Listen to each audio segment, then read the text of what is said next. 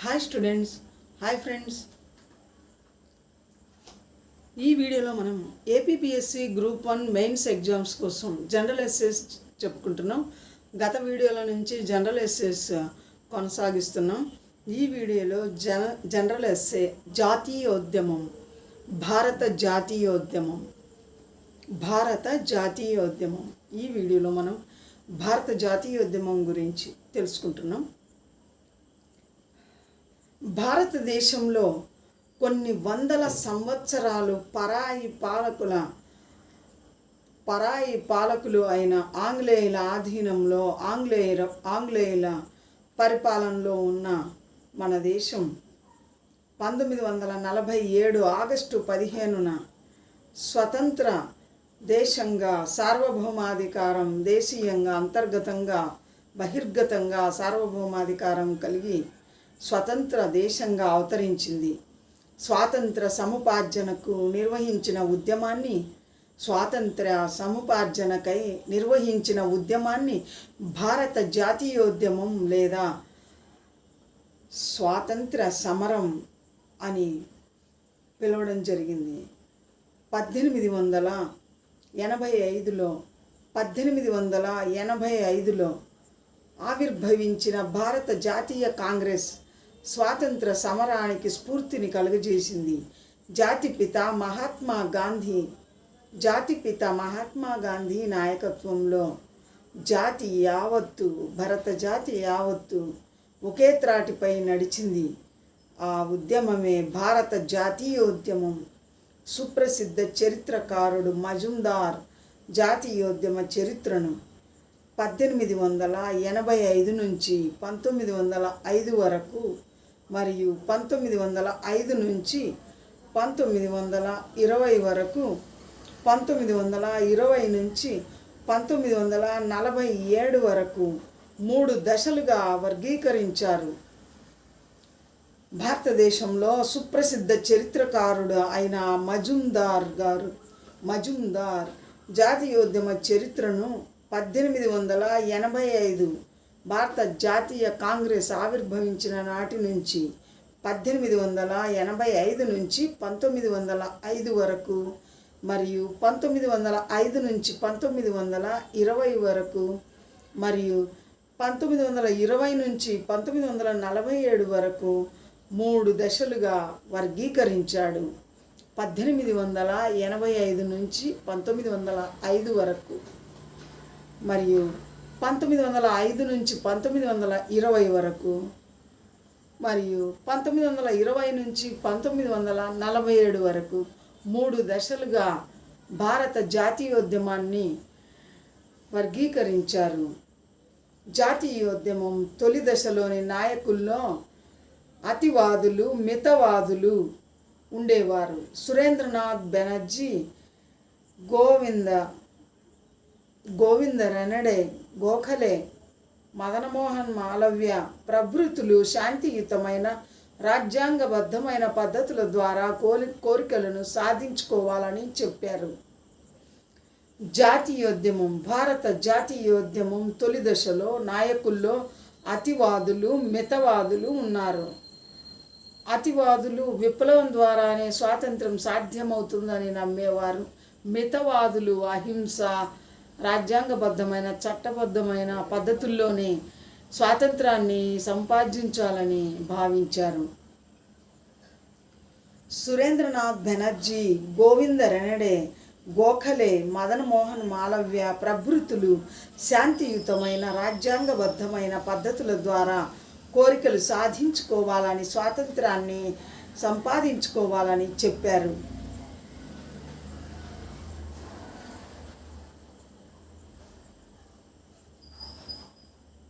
బాల Gangadhar Tilak, Lala Lajpat Roy, ball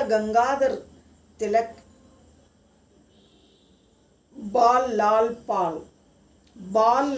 Paul అనే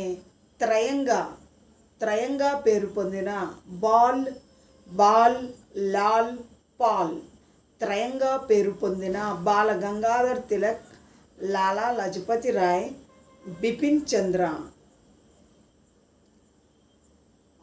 మొదలైన వారు అతివాదులుగా మారారు. బాల గంగాధర్ తిలక్, లాలా లజపతి రాయ్, బిపిన్ చంద్రపాల్ అతివాదులుగా మారారు. శాంతియుతమైన పద్ధతులు, అభ్యర్థనలు కాదని తోసిరాజని ఆందోళన పద్ధతులు ప్రారంభించారు. వీరత్వంతో స్వరాజ్యం సాధించాలి కానీ అడుక్కునేది కాదని, స్వరాజ్యం నా జన్మ హక్కు అని బాల గంగాధర్ తిలక్ చాటారు. దీనికి అనుగుణంగా గణపతి ఉత్సవాలు, శివాజీ ఉత్సవాలు ప్రారంభించి ప్రజలలో జాతీయోద్యమ స్ఫూర్తిని కలిగించారు. కాంగ్రెస్ నాయకులు అతివాదులుగా, మితవాదులుగా విడిపోయారు. ఇది బ్రిటిష్ వారికి ఆనందాన్ని కలిగించింది. బ్రిటిష్ వారు విభజించు పాలించు అన్న సూత్రంతో పరిపాలన కొనసాగించేవారు. బ్రిటిష్ వారు విభజించి పాలించు అనే సూత్రంతో మన భారతదేశంలో పరిపాలన గావించేవారు. భారత జాతీయ కాంగ్రెస్ నాయకులు అతివాదులుగా, మితవాదులుగా విడిపోయారు. ఇది బ్రిటిష్ వారికి ఆనందాన్ని కలిగించింది. మితవాదులను చేరదీసి అతివాదుల్ని శిక్షించారు. బ్రిటిష్ వారు మితవాదులను చేరదీసి అతివాదులను శిక్షించారు. బ్రిటిష్ ప్రభుత్వం విభజించి పాలించు నీతితో విభజించి పాలించు అనే సూత్రంతో ముస్లింల్ని బుజ్జగించి ముస్లిం లీగ్ ఏర్పడేలా ప్రోత్సహించారు. బ్రిటిష్ ప్రభుత్వం విభజించి పాలించు అన్న రాజనీతి కుతంత్రంతో సూత్రంతో ముస్లింలను బుజ్జగించి ముస్లిం లీగ్ అన్నది ఏర్పడేలా ప్రోత్సహించారు. 1916లో లక్నోలో జరిగిన సమావేశంలో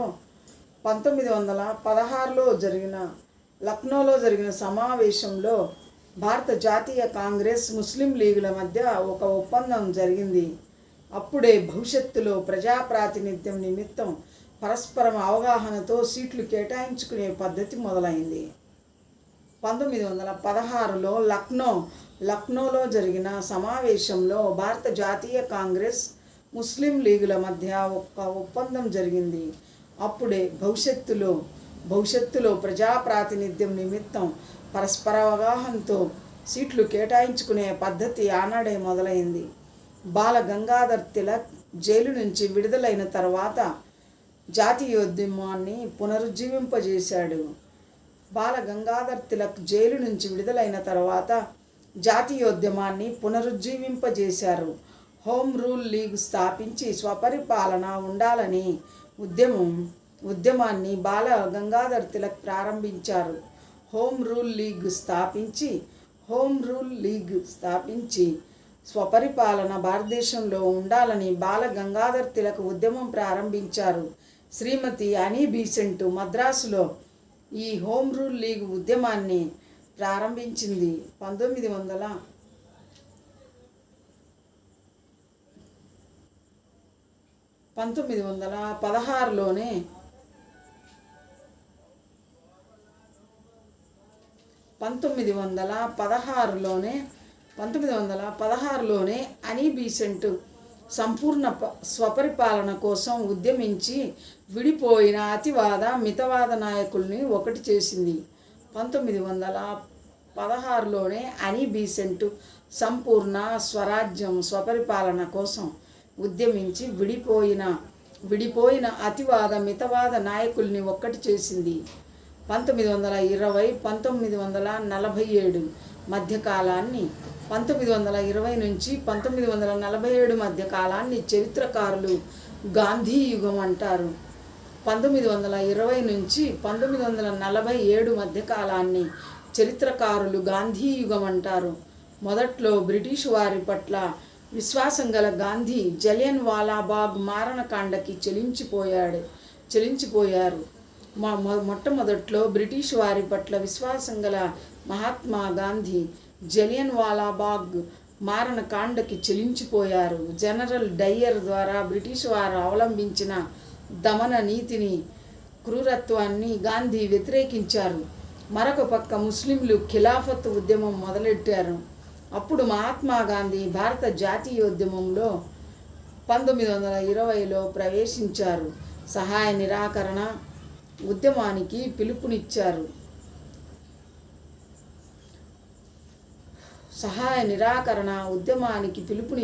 అందరూ గాంధీని అనుసరించారు.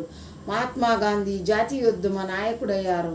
ప్రభుత్వ శాసనాలను బహిష్కరించారు. ప్రభుత్వ పదవుల్ని, బిరుదుల్ని తిరస్కరించారు. జాతీయ పాఠశాలలు, కళాశాలలు స్థాపించడం, కళాశాలలు స్థాపించడం, నూలు వడకడం, అస్పృశ్యత నివారణ ప్రారంభించారు. గాంధీజీ ద్వారా జాతీయోద్యమం గ్రామాలకు వ్యాపించింది. 1928లో సైమన్ కమిషన్ను వ్యతిరేకిస్తూ సైమన్ గో బ్యాక్ అని నినదించారు భారత స్వాతంత్ర ఉద్యమకారులు. 1928లో సైమన్ కమిషన్ను వ్యతిరేకిస్తూ సైమన్ గో బ్యాక్ అంటూ భారత జాతీయ ఉద్యమకారులు నినదించారు. మద్రాసులో టంగుటూరు ప్రకాశం పంతులు గారు తన గుండె చూపించి దమ్ముంటే కాల్చండిరా అంటూ సవాల్ చేశాడు. మద్రాసులో టంగుటూరి ప్రకాశం పంతులు గారు తన గుండె చూపించి దమ్ముంటే ఇక్కడ కాల్చండిరా అంటూ సవాల్ చేశారు. నెహ్రూ నివేదిక తయారైంది. లాహోర్లో కాంగ్రెస్ సమావేశంలో 1930 జనవరి 26న లాహోర్లో కాంగ్రెస్ సమావేశంలో సంపూర్ణ స్వరాజ్యమే ధ్యేయంగా జవహర్లాల్ నెహ్రూ అధ్యక్షుడిగా భారత జాతీయ కాంగ్రెస్ సమావేశం 1930 జనవరి 26న సంపూర్ణ స్వరాజ్యమే ధ్యేయంగా జవహర్లాల్ నెహ్రూ అధ్యక్షుడిగా చైతన్యవంతంగా సమావేశం కొనసాగింది. శాసనోల్లంఘన ఉద్యమం ప్రారంభమైంది. గాంధీజీ శాసనోల్లంఘన ఉద్యమానికి ఉప్పు చట్టాన్ని స్వీకరించి ఉప్పు సత్యాగ్రహం ప్రారంభించాడు. 1930లో ఉప్పు సత్యాగ్రహం ప్రారంభించారు. దీనినే దండి సత్యాగ్రహం అంటారు. దండి అనేది గ్రామం పేరు, ఆ స్థలం పేరు. మద్య నిషేధం, విదేశీ వస్త్ర బహిష్కరణ, స్వదేశీ ఉద్యమం, ఖద్దరు వస్తువులను ధరించాలి, భారతీయ దుస్తులనే ధరించాలి అని బాగా ప్రచారంలోకి వచ్చాయి. విదేశీ వస్త్రాలను బహిష్కరించడం, స్వదేశీ ఉద్యమం, ఖద్దరునే ధరించాలనే ఉద్యమం బాగా ప్రచారంలోకి వచ్చాయి. అందరూ ఖద్దరు బట్టలనే ధరించారు. స్వాతంత్ర సమరయోధులు, ప్రజలు ఖద్దరు బట్టలనే ధరించారు. నూలు వడికారు. మరొక పక్క వయోజన విద్య, గ్రంథాలయ ఉద్యమం, హరిజన ఉద్యమం రాష్ట్రాల్లో వ్యాప్తి చెందుతున్నాయి. 1930 నాటికి దేశమంతటా తిరుగుబాటు ధోరణి ఉధృతమైంది. ప్రభుత్వం అణచివేత చర్యలు, అరెస్టులు, శిక్షించడాలు అన్నీ ఉద్యమాన్ని బలోపేతం చేశాయి. స్వాతంత్ర సమర యోధుల సహనం, క్రమశిక్షణ ప్రపంచ నాయకుల్ని ఆశ్చర్యంలో ముంచెత్తాయి. సత్యాగ్రహం అనే కొత్త ఆయుధంతో బ్రిటిష్ వారు నివ్వెరపోయారు. ఉపవాస దీక్షలు వాడవాడలా తలెత్తాయి. గాంధీ మాట వేదవాక్కు అయింది, రాచబాట అయింది. వందే మాతరం అనేది రామనామంలా నినదించారు, నినాదాలు పలికారు, పఠించారు. గాంధీ ఇర్విన్ ఒప్పందం విఫలమైంది. బ్రిటిష్ ప్రభుత్వం మరోసారి కమ్యూనల్ అవార్డు పేరిట విభజించి పాలించడానికి మరో పాచిక వేసింది. గాంధీ, అంబేద్కర్, రాజేంద్ర ప్రసాద్ మొదలైన వారితో సంప్రదించి హరిజనులను ఒప్పించి పూనా ఒప్పందం కుదిర్చారు. అస్పృశ్యత నివారణోద్యమానికి ఇది నాంది పలికింది. ఒక పక్క క్రిప్స్ రాయబారం జరుగుతుంటే బ్రిటిష్ ప్రధాని మరొక పక్క బ్రిటిష్ సామ్రాజ్య విభజనకు అంగీకరించనని ప్రకటించాడు. ఒక పక్క క్రిప్స్ రాయబారం జరుగుతూ ఉంటే బ్రిటిష్ ప్రధాని మరొక పక్క బ్రిటిష్ సామ్రాజ్య విభజనకు అంగీకరించనని ప్రకటించాడు. దీనితో 1942లో క్విట్ ఇండియా ఉద్యమం మొదలైంది. విజయమో వీరస్వర్గమో అనే పిలుపునిచ్చాడు గాంధీజీ. దీన్ని ప్రజాయుద్ధంగా భావించి బ్రిటిష్ ప్రభుత్వం దమన నీతిని ప్రయోగించింది. 1946లో బ్రిటిష్ ప్రధానిగా ఎన్నికైన లార్డ్ అట్లీ భారత ప్రజల కోరిక పట్ల సుముఖత చూపాడు. లార్డ్ అట్లీ 1946లో బ్రిటిష్ ప్రధానిగా ఎన్నికైన లార్డ్ అట్లీ భారత ప్రజల కోరిక పట్ల సుముఖత చూపాడు. 1946లో 3 మంత్రులు గల బ్రిటిష్ క్యాబినెట్ మిషన్ మన దేశానికి వచ్చింది. తాత్కాలిక ప్రభుత్వ ఏర్పాటుకు ఒప్పందం కుదిరింది. ముస్లిం లీగ్ సభ్యులు దేశ విభజనకై పట్టుబట్టారు. గాంధీజీతో సహా పలువురు నాయకులు దేశ విభజనకు అంగీకరించలేదు. ముస్లింలు మత కల్లోలాలతో పాకిస్తాన్ ఏర్పాటుకు ఉద్యమించారు. Governor general Lord Mountbatten Congress ముస్లిం లీగుల మధ్య సయోధ్యకు ప్రయత్నించి విఫలమయ్యాడు. దేశ విభజనకు ప్రణాళిక సిద్ధమైంది. ముస్లిం లీగు వెంటనే ఆమోదించింది. కానీ జాతీయ కాంగ్రెస్ గాంధీ తప్పని పరిస్థితి